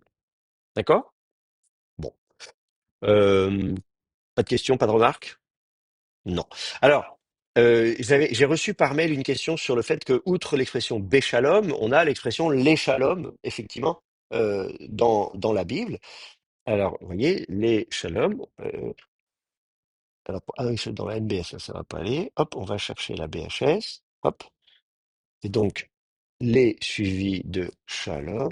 Shalom. Alors, effectivement, vous avez aussi l'expression les shalom. Vous voyez, euh, qui est assez fréquente aussi. Bon, j'ai pas voulu l'utiliser parce que on est contraint par le temps. Enfin, je veux dire, voilà. Donc j'ai préféré regarder l'expression béchalom, mais on aurait pu s'intéresser aussi à l'échalom. Euh, et, euh, et donc on me disait, ah, il y a des gens, apparemment, quelqu'un, je ne sais pas qui, euh, qui dit que béchalom aurait été dans un... Alors, attendez, je retrouve le, euh, de quoi il était question dans le mail, je ne veux pas dire de bêtises. Euh, euh, alors, donc l'expression positive serait l'échalom, alors que l'expression béchalom serait porteuse d'une intention négative. Bon, voilà. Alors, donc qui aurait été fait apparemment, Et sauf, pardon, oui, expression négative, sauf, c'est très curieux, lorsqu'il s'agissait d'un retour. sauf Béchalom lorsqu'il était s'agit positive, d'un employée avec. retour. Ouais, bon. Ouais, Voilà, donc c'est très curieux oui, comme bien sûr, non, je interprétation. suis d'accord, c'est très curieux. Donc, c'est François qui va, apparemment, je sais pas, quelqu'un, un Israélien qui aurait dire ça sur Internet. On le trouvait tout sur Internet, hein, évidemment. Alors, écoutez, bah, vous voyez, on a fait le travail et on voit que c'est pas vrai, hein. Donc non, voilà, c'est pas vrai. On peut pas dire, ah, ben, shalom, machin. Non. En revanche, on peut revenir à des fondamentaux d'hébreu, c'est-à-dire que la préposition bête indique une position, hein, c'est du locatif, il n'y a pas de mouvement, la préposition lamed indique le mouvement. Hein, c'est la différence fondamentale entre bête et lamed. Donc, béchalom, c'est l'état dans lequel on est. Je suis béchalom. Voilà. L'échalom, c'est en vue de. Donc, il y a un mouvement qui est là. Donc, effectivement, quand vous avez là, par exemple, vous voyez, donc je prends une occurrence au hasard de Exode 4, 18, Moïse s'en alla de retour auprès de Jéthro, son beau-père, et il lui dit, laisse-moi aller, je te prie, retourner voir mes frères, etc. Jéthro dit à Moïse, va en paix. Et donc effectivement, on dit à la fin, va yomer Yitro les Moshe, l'air les shalom. Va en paix. Donc c'est pas, la paix, c'est pas la situation dans laquelle tu es maintenant, c'est le mouvement. Le mouvement, tu y vas dans le but d'être en bon état. C'est-à-dire que Moïse, il ressent le besoin, il dit, mais moi, j'ai besoin si je vais pas là-bas, je serai pas content. Je ne serai pas tranquille. On dit, ok, vas-y, vas-y. Donc voilà, vous avez comme ça l'expression les shalom euh, qui indique l'objectif, la direction. Si je me balade, je vois l'occurrence précédente, là, Genèse 44, 17. Joseph dit, jamais je n'agirai de la sorte, l'homme aux mains de qui on a trouvé la coupe sera mon esclave, vous montez en paix vers votre père. C'est l'histoire de Joseph qui fait un sale coup à ses frères, il planque des trucs dans leur bagage, etc. Enfin bref, bon. En tout cas, il leur dit à la fin, donc il dit, Alou les shalom, el avichem, donc allez vers pour le shalom vers votre père. Donc, allez vers votre père. Et donc, il y a encore l'idée de mouvement. Ils montent, monter, donc ils vont retourner voir leur père, les shalom. Donc, on veut que les gens aillent. Il y a donc ce mouvement. Et donc, la préposition lamed est utilisée parce qu'on voilà, ils sont en mouvement. Et donc, l'idée, c'est que le shalom ici n'est pas statif uniquement, mais il y a une dynamique. Donc, voilà, c'est ça qu'il faut retenir simplement. Il n'y a pas de sens fondamental dans ces verbes de mouvement. Quand vous avez un verbe de mouvement, euh, euh, voilà. Alors, il y a une Oui, autre, dans les formules de pardon. salutation, mais ça, je vais y venir. Il y a un autre cas de l'échalom qui est pour les formules Mmh, de salutation. Mais ça, j'ai prévu d'en traiter de toute façon. Oui, oui. une remarque. Juste, ce qui m'avait frappé, c'est que si je compare, 1 Samuel 25, 35 et 1 Samuel 29, 7, on a 2 fois «Va en paix», «Retourne chez toi en paix», et une fois on a le shalom et l'autre fois on a beshalom. Oui, alors, C'est donc, pour ça que j'avais l'impression que la remarque, c'est je vous ai que donné les références, je crois, dans le mail. qu'on peut avoir dans deux passages assez proches tantôt les shalom, tantôt béchalom. Donc, dans 1 Samuel 25, 35, on lui dit Ali les shalom. Donc, alors regardez ce qui se passe. Hein. Donc David prit, alors j'aurais ça, prit ce qu'elle lui avait apporté, lui dit, monte chez toi en paix, regarde, je t'ai écouté, je t'ai accueilli favorablement. Donc il lui dit, Ali monte les shalom, les véter, donc monte les shalom pour la paix, pour le shalom, vers ta maison. Donc ça, c'était 1 Samuel 25, 35. Et apparemment, on a B shalom alors attendez, idéalement, il faudrait que je mette, on peut mettre les deux ensemble, hein, les ou bêtes. Attendez, faut mettre, euh, on peut dire, voilà, c'est comme ça qu'on C'est fait. 29-7. C'est 29-7 l'autre. Voilà. Ah oui, non, c'est les. Alors mince, il me met toutes les occurrences de la baie, donc ça marche pas. Bon, alors, attendez, je vais enlever tout ça parce que là, ça va pas marcher. C'est 29-7, l'autre Ouais, qui est proche. alors, 1 Samuel 29. 1 Samuel 29, c'est ça. Et donc, on nous dit, à présent, retourne et va en paix pour ne rien faire qui déplaise au prince de la confédération des Philistins. Donc, Veata, et maintenant, Chouv, retourne, Véler, Béchalom, Vélo, assez, et tu ne feras pas mal, etc. Oui. Donc là, effectivement, ça montre bien qu'il n'y a pas de différence fondamentale entre Béchalom et les Shalom, puisque là, vous avez effectivement l'expression l'air, non pas les Shalom, mais Béchalom. C'est-à-dire que là, on ne s'intéresse pas nécessairement à l'état de shalom dans une dynamique de mouvement, mais dans la situation dans laquelle on est actuellement. Donc, les deux sont tout à fait possibles, les deux peuvent être utilisés. Vous avez le choix, les deux sont justes. On ne dit pas tout à fait la même chose, mais après, dans des expressions tout à fait classiques de Béchalom, les Shalom, voilà.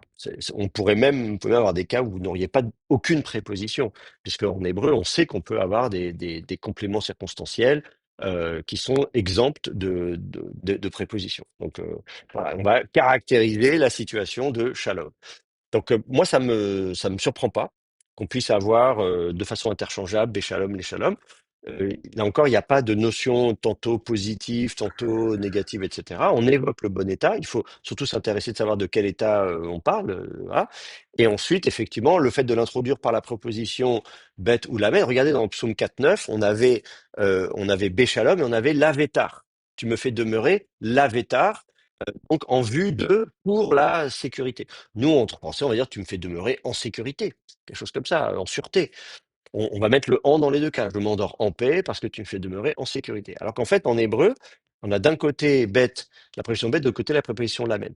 La préposition lamed, elle indique le mouvement, l'évolution. La préposition bête, elle indique le côté statif, ça bouge pas. Donc, techniquement, si quelqu'un dit Béchalom, c'est l'état dans lequel on est, ça bouge pas, il n'y a pas d'évolution, c'est stable. Quand on met l'échalom, il y a une notion de mouvement. Donc c'est quelque chose qui est en cours, qui peut évoluer, qui va évoluer. Euh, voilà, il y a une dynamique qui est à ce niveau-là. Donc on peut se poser la question de savoir pourquoi quelqu'un va vouloir mettre une notion voilà, dynamique ou pas. Mais voilà, c'est pas voilà. En tout cas, il Oui, faut pas se précipiter oui, pour avoir des interprétations théologiques ou morales de ce type de syntagme. Là, c'est juste de la grammaire. Et ça, c'est assez courant d'avoir des interprétations. Vous savez, quand on a le l'air, on a vu des passages où on a l'air. On a vu le l'echa pour toi, pour vous, lachem. On a, je crois, dans un passage qu'on a vu, je sais plus si c'est dans une séance précédente où il y avait aussi ce fameux dativus ethicus, comme on dit, c'est-à-dire va pour toi ou à toi. Et en fait, il y a des gens qui vont écrire des pages et des pages quand Dieu dit à Abraham, l'air que les va pour toi de machin parce qu'il le fait pour lui-même et que non, en fait, c'est comme quand on dit va-t'en. Il y a le T apostrophe en français voilà, c'est tu t'en vas, à quoi il sert ce temps va-t'en? Tu t'en vas, tu vas, tu t'en vas, le temps il sert à rien. Bon, voilà. Donc en fait, on a des expressions comme ça, on implique les gens et même parfois d'autres personnes que soi dans l'action. Euh, si je vous raconte une histoire, on dit ah je vous raconte pas. Ce matin j'étais dans le tram et il y a un gars qui m'a bousculé. Ah bah je te l'ai engueulé. Je te l'ai engueulé, mais je te parle à toi, mais t'étais pas là. Je l'ai pas fait pour toi. Mais je t'implique je te raconte l'histoire à toi, donc je te l'ai engueulé. Hein. Donc ça, on le fait, vous voyez ce que je veux dire? Et donc, avant de se précipiter, parfois, les gens, sous prétexte que c'est la Bible, les gens vont tout de suite, comment dire, se précipiter pour imaginer tout un sens caché, théologique, etc. Quand en fait, c'est simplement le vocabulaire de la vie de tous les jours. C'est comme ça que les gens parlent. Et on le voit précisément sur les ostracas aussi, avec les formules de salutation, justement avec le l'échalom qu'on retrouve dans les formules de salutation, y compris sur les ostracas. Mais ça, on y reviendra. Oui,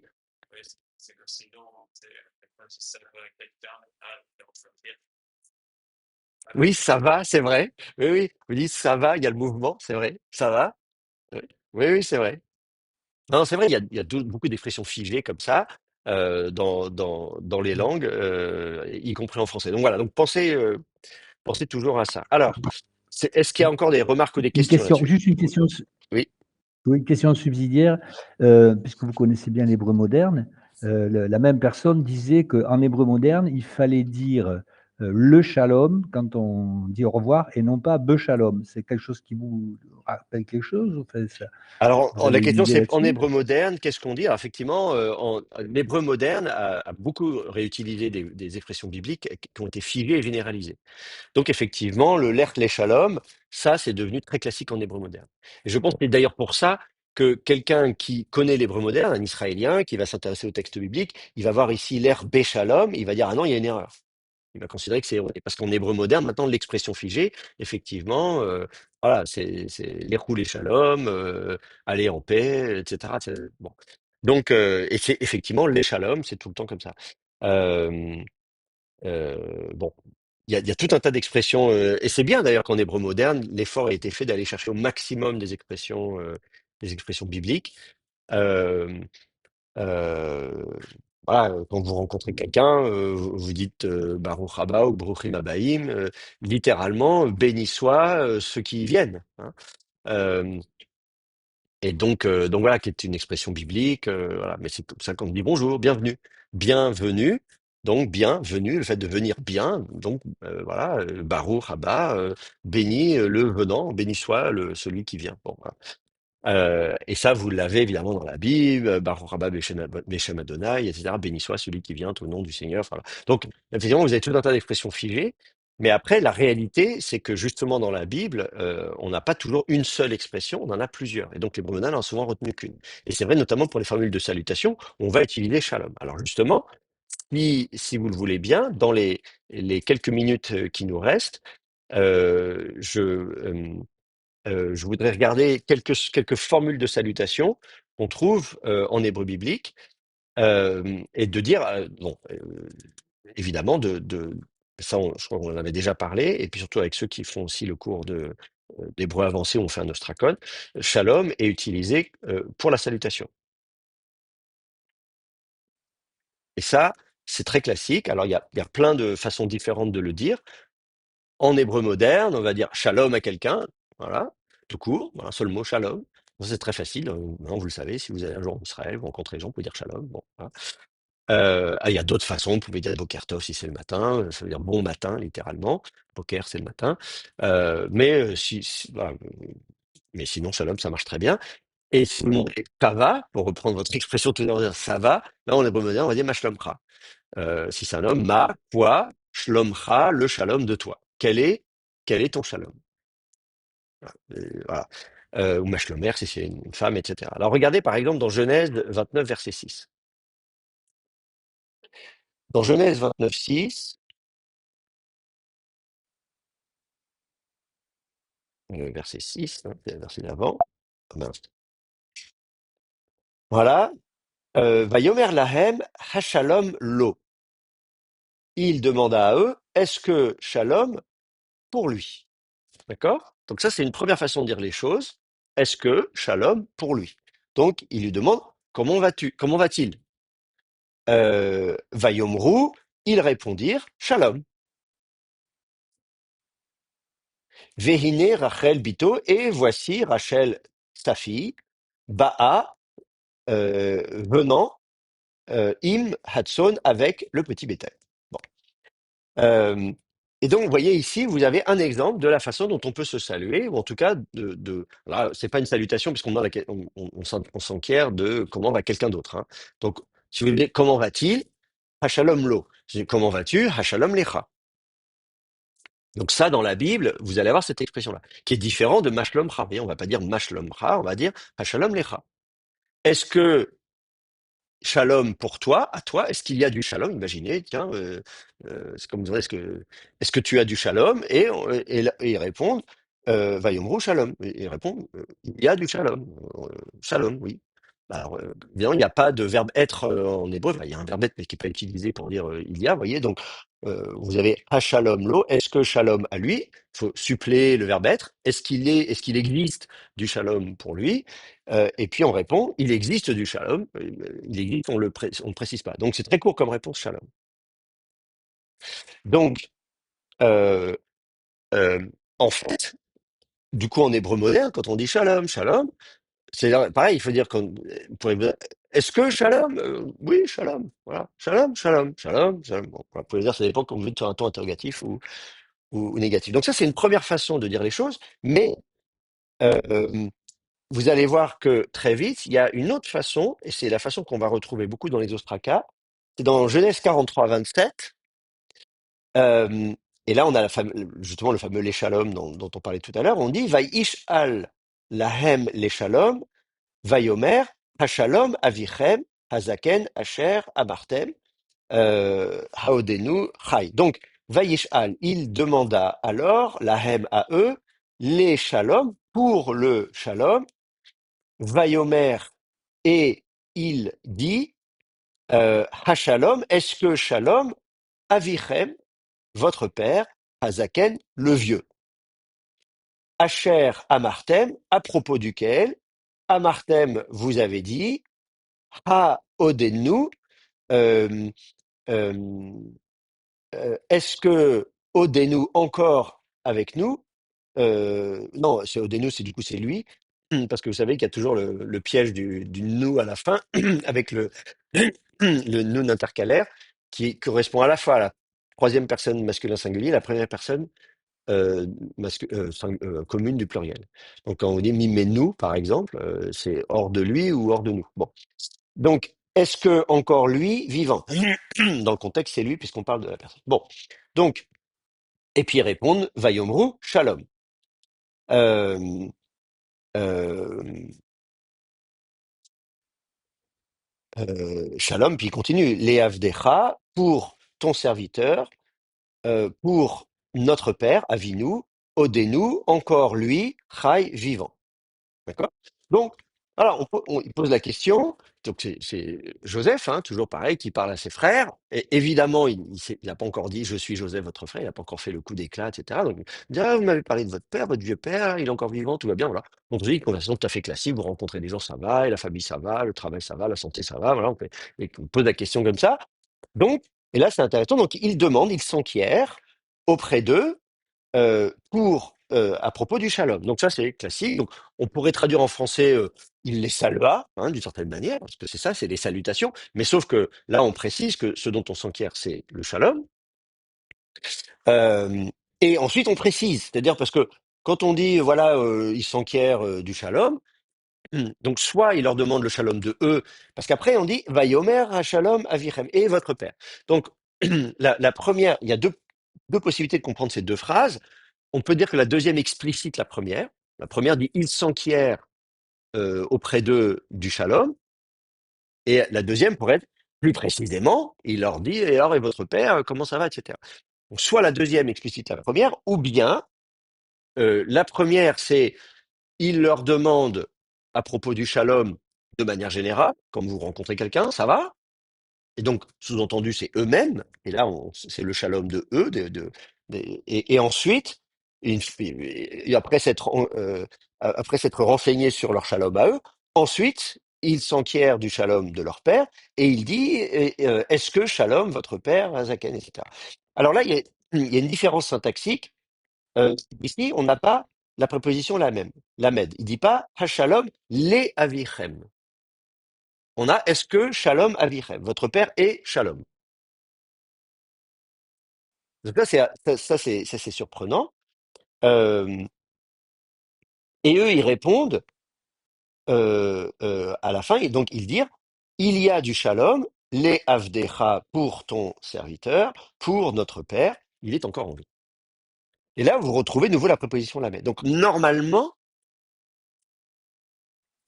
on s'attendrait ou on préférerait avoir la préposition lamed. Shalom pour votre père. Mais c'est ce que je vous disais tout à l'heure. Parfois, on n'a ni la préposition bête ni la préposition lamed. C'est pas juste les shalom ou des shalom. C'est juste les shalom tout court. C'est-à-dire, en fait, on n'utilise pas de préposition. Donc, ça peut exister. Est-ce que shalom votre père à propos de votre père? On n'a pas le lamed, mais est-ce que votre père est shalom? Et là, on retrouve une forme pratiquement adverbialisée du terme shalom. Alors, l'adverbialisation, ça existe en hébreu, c'est des phénomènes de grammaticalisation. Vous avez des termes, des substantifs qui deviennent des outils, qui deviennent des adverbes, sans nécessairement leur adjoindre. Alors, souvent, on aime bien mettre du féminin, mais là, apparemment, on n'a pas mis du féminin. Oui.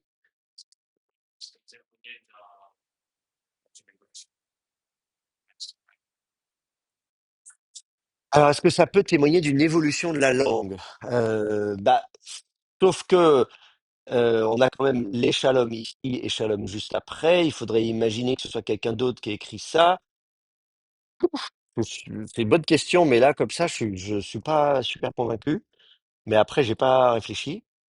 Euh, et surtout, c'est pas un cas isolé. parce qu'on va retrouver ailleurs des salutations où on a shalom aussi, là encore, sans préposition la même. Euh, voilà. Donc, voilà. Et là encore, d'un point de vue syntaxique, l'absence de préposition n'est pas non plus un phénomène qui ne serait attesté que, à vrai dire, c'est même le contraire, je dirais. C'est que l'absence de préposition, on ne la voit pas beaucoup dans les phases ultérieures de la langue. Là, je réfléchis à voix haute, hein, donc je peux me tromper. Mais là, de tête, j'essaie de réfléchir comme ça. Ces phénomènes de grammaticalisation, on les voit plutôt dans les phases antérieures de la langue, à tel point que parfois certains termes, on oublie même que c'était à la base des substantifs. Vous voyez, le HR, on a tout le temps le HR, le relateur, en fait, HR, à la base, c'est un substantif, c'est-à-dire le lieu. On l'a aussi en araméen, atar, etc. Mais HR, là, c'est devenu un relateur, c'est devenu une particule, voilà, il y a une fonction grammaticale, et donc, c'est un phénomène assez ancien. Donc, j'aurais plutôt tendance à dire que non, c'est pas parce que c'est plus tardif, c'est peut-être le contraire. Je sais pas. En tout cas, on a ce phénomène-là où effectivement le terme shalom lui-même va être adverbialisé.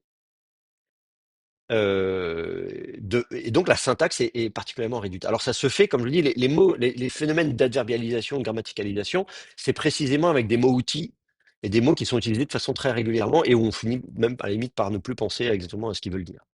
Donc c'est un peu figé, si vous voulez. Donc voilà, c'est pour ça que je dis shalom, justement, si précisément les formules de salutation, shalom, shalom. Voilà. Normalement, voilà, on peut dire shalom lecha, etc. Bon, shalom, shalom. Voilà. Donc voilà, c'est comme en français quand on dit salut, hein, salut, plus personne n'imagine qu'on parle du salut, est-ce que tu es sauvé? Quoi? Pardon, c'est vrai. Vous pourriez faire ça, vous voyez, ça peut être si vous voulez faire de l'évangélisation de rue, là, comme ça, alors, faire du porte-à-porte, vous dites salut, salut, salut. Ah bon, ben alors je vais vous parler. Vous savez, comme les témoins de Jéhovah, tout ça. Bref, bon. Donc, vous pouvez faire ça, là, et hop, vous embrayez là-dessus et voilà. Bref, bon. Alors, je vois que leur tourne, donc je voudrais juste montrer quelques autres exemples de syntaxe possible pour les formules de salutation. Dans Exode 18:7, là, on a un phénomène de salutation réciproque, c'est intéressant. Euh, donc, on est toujours dans Exode 18, hein, qu'on a vu tout à l'heure. Donc, c'est Jéthro qui va dire à Moïse, oulala, tu vas t'épuiser à la tâche, faut que tu délègues. Et on nous dit, Vayetse, donc il sortit alors Moïse, Likrat Chotno, à la rencontre de son beau-père, Vayishtachu, et il se prosterna, Vayishak lo, et il embrassa pour lui. Hein. Ah, il se prosterne, dis donc quand même, à l'époque ça rigole pas. Hein. Moi, je sais pas si vous faites ça avec vos beaux-parents, mais bon, ça leur fera plaisir, faites ça à Noël. Bref, ensuite, Vayish Alou, et ils demandèrent, Ish les Rehu, donc un homme à son prochain, donc l'un l'autre, hein, donc ils se demandèrent l'un à l'autre, les Shalom pour Shalom. Vayavohu, et ils vinrent à Haohela, donc en direction de la tente. Et puis il discute, hein, veiller sa père, Moshe, etc. Ensuite, il va lui raconter plein de trucs. Bon, donc là, ce qui est très très intéressant, on voit la salutation. D'abord, il se prosterne, il l'embrasse, et ensuite il s'enquiert. Vous avez encore le verbe sha'al. Donc ça, c'est vraiment effectivement un verbe qu'on retrouverait de façon récurrente, y compris dans les ostracas. Donc ça, on peut dater la langue, hein, parce que les ostracas, on les a, ils datent du 7e siècle. On en a du 8e, 7e siècle avant notre ère. On dit sha'al les shalom. Ça, c'est très très classique comme expression, le verbe sha'al, ensuite les shalom. Donc, on demande en vue du shalom, donc, voilà, à propos du shalom. Et là, ils le font l'un l'autre. Donc là, c'est intéressant, c'est du pluriel et ils le font l'un l'autre. Là, je vois que ça a été traduit. Ils se demandèrent l'un à l'autre comment ils allaient. Oui, c'est ça. C'est pas mal comme traduction. On dit est-ce que ça va, tout va bien, t'es en bon état à tous les niveaux. Euh, voilà. Et puis, est-ce que j'ai le temps qui est 40, mais Euh, je vais. Ah, si j'ai encore deux, trois autres que je voulais faire. Bon, si j'en fais un dernier. 1 Samuel 16, versets 4 et 5.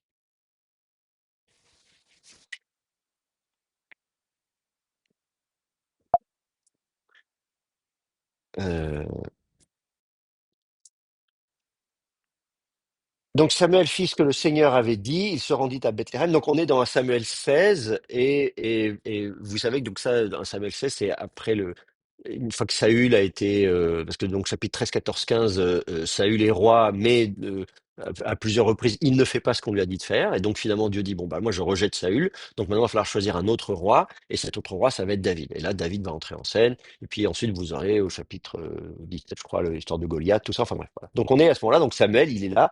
Et donc, c'est le moment où il doit se mettre en quête d'un autre roi. Samuel fit ce que le Seigneur avait dit, il se rendit à Bethléem. Les anciens de la ville vinrent en tremblant à sa rencontre et lui dirent bienvenue. Il répondit bonjour, je viens pour ouvrir un sacrifice au Seigneur, etc. Bon. Et alors en hébreu, on nous dit Vayash Shmuel et Asher et Asher diber Adonai. Donc Samuel fit ce qu'avait dit Yahvé. Vayavo Bethléem, il vint à Bethléem. Et ensuite Vayecherdu. Ah oui, c'est Harat, c'est tremblé. Oui, apparemment ils tremblèrent, Zikné Haïr. Donc, Likrato, apparemment les anciens de la ville sont pas ravis de le voir arriver. Ce qui se passe, Samuel arrive chez nous, c'est mauvais signe apparemment. Voilà.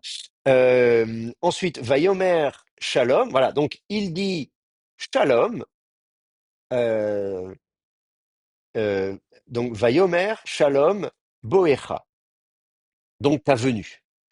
Donc, il dit Shalom, ta venue et Shalom. Et là, on voit encore ce phénomène d'adverbialisation.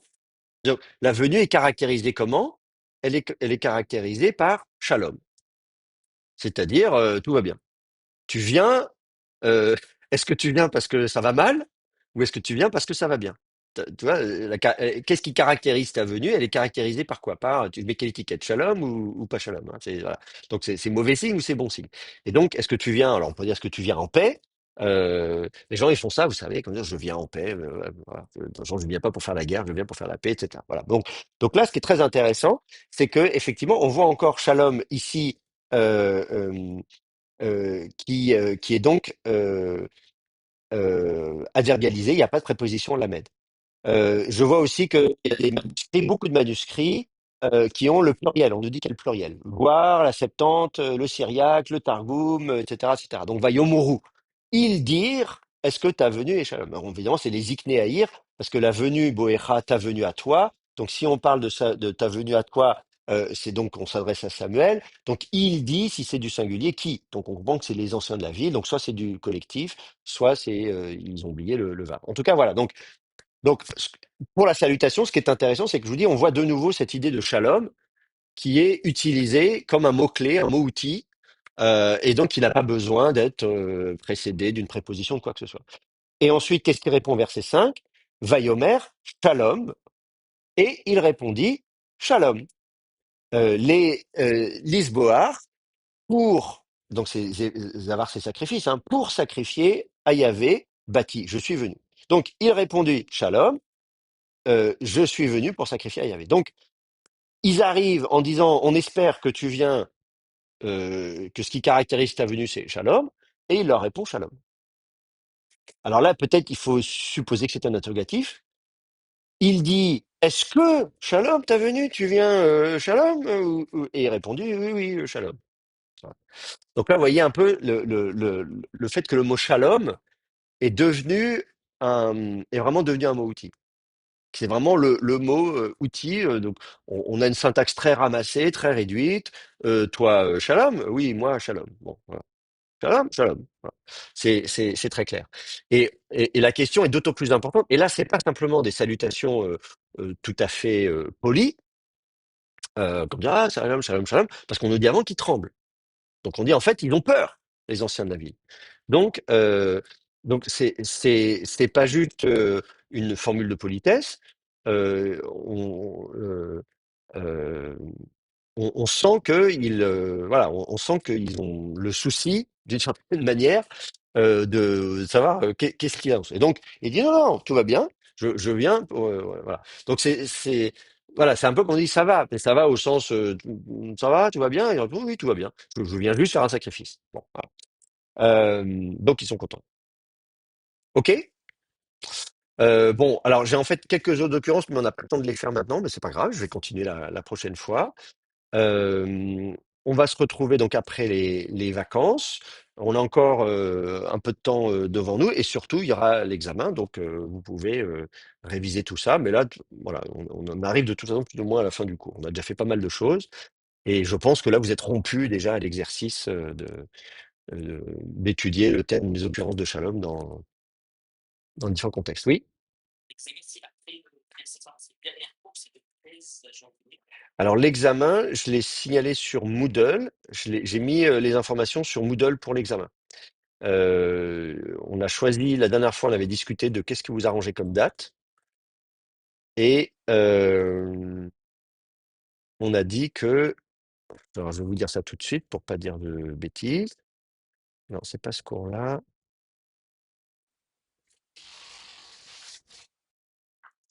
On a dit le 13 janvier. Alors on me dit le 13 janvier, mais je vais vérifier si c'est bien ce que j'ai dit. Là. Voilà, le 13 janvier à 13h30. C'est ce qui est marqué sur Moodle. Et la semaine suivante, il y aura un oral de reprise. C'est-à-dire que c'est très court, mais c'est simplement, je discute avec vous de votre devoir, je vous pose des questions, etc. C'est important. Bon, ceux qui sont sur place, on se doute qu'ils ont fait le travail, quoique vous avez droit à vos outils. Donc, même aujourd'hui, même en étant sur place, vous pouvez tout faire par ChatGPT si vous voulez, mais c'est complètement inutile. Et surtout après, c'est pour ça qu'on fait un oral de reprise maintenant, pour dire, ah, c'est intéressant ce que vous avez dit là. Et là, on voit si l'étudiant, il a compris ce qu'il a écrit ou pas, et si c'est lui qui a écrit ou pas, ou si c'est ChatGPT. Voilà. Donc, très bien, oui. Oui. Alors en fait, concrètement, il vous faut votre Bible et votre dictionnaire parce que c'est voilà, c'est les outils avec lesquels on travaille. C'est ce qu'il y a de mieux. Vous pouvez venir avec des commentaires si vous voulez, mais c'est pas une bonne idée parce que et même les traductions françaises, des fois, ça vous perturbe plus qu'autre chose parce que justement, elles sont pas toujours terribles. Donc vraiment, pour moi, l'idéal, c'est de se frotter directement au texte. Vous avez votre Bible, vous avez votre dictionnaire ou votre concordance ou je sais pas quoi, etc. Voilà, les usuels qu'on utilise, mais voilà. Enfin, même un dictionnaire. Enfin, bon, si, il y a peut-être des mots que vous connaîtrez pas, mais genre, c'est pas la peine d'aller chercher ce qu'a pensé quelqu'un du mot shalom dans ce verset-là, parce que l'idée, c'est que vous puissiez justement vous faire votre propre opinion et la défendre. Et d'ailleurs, moi, je donne des points à des étudiants qui parfois ont une idée qui n'est pas forcément la mienne, mais qui argumentent bien en disant oui, moi, je pense que machin. Je dis ah oui, c'est intéressant. Ok, voilà. Donc pour moi, ce qui m'intéresse, c'est de voir il y a un travail qui a été fait. Comme ce qu'on fait, de regarder le contexte, les versets avant, après, et de dire oui, là, je pense que dans ce cadre-là, c'est comme ça qu'il faut. Voilà. Oui. Oui, oui, vous pouvez avoir les notes de cours. Oui, oui. Oui, exactement. Oui, oui, pour comparer, comme vous dites, si vous voulez comparer avec des textes qu'on a déjà étudiés en disant oui, mais là, ça me rappelle, voilà, on avait vu tel passage et on avait dit que, tout à fait. Oui, oui, vous avez droit aux notes du cours, voilà. Bon, là, c'est un devoir où vous êtes en situation. C'est vraiment, moi, je pense à vous plus tard dans votre carrière, soit en tant que pasteur ou en tant que vous faites de la recherche ou je ne sais quoi. Vous étudiez un texte biblique. Bah oui, vous utilisez les outils que vous connaissez, etc.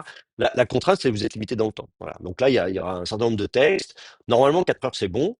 C'est même largement suffisant. Je ne vais pas vous creuser dedans, mais voilà, prenez le temps. Et parfois aussi, en disant, voilà, on peut hésiter. Vous avez le droit d'hésiter, de dire ça peut être soit ça, soit ça. Vous voyez ce que je veux dire? Comme nous, on fait. Moi, des fois, j'ai pas forcément voilà, d'opinion très tranchée en disant, c'est parfois, c'est difficile de savoir exactement à quoi ils pensent. Voilà. Donc, eh bien, il ne reste plus qu'à vous souhaiter des bonnes vacances, un joyeux Noël, de vous dire à tous un cordial shalom, c'est le cas de le dire, voilà. Et on se retrouve, je vous espérerai donc en bonne santé, à la fois physique, morale, etc., pour après les vacances quand on se retrouve en janvier. Voilà. Au revoir à tous.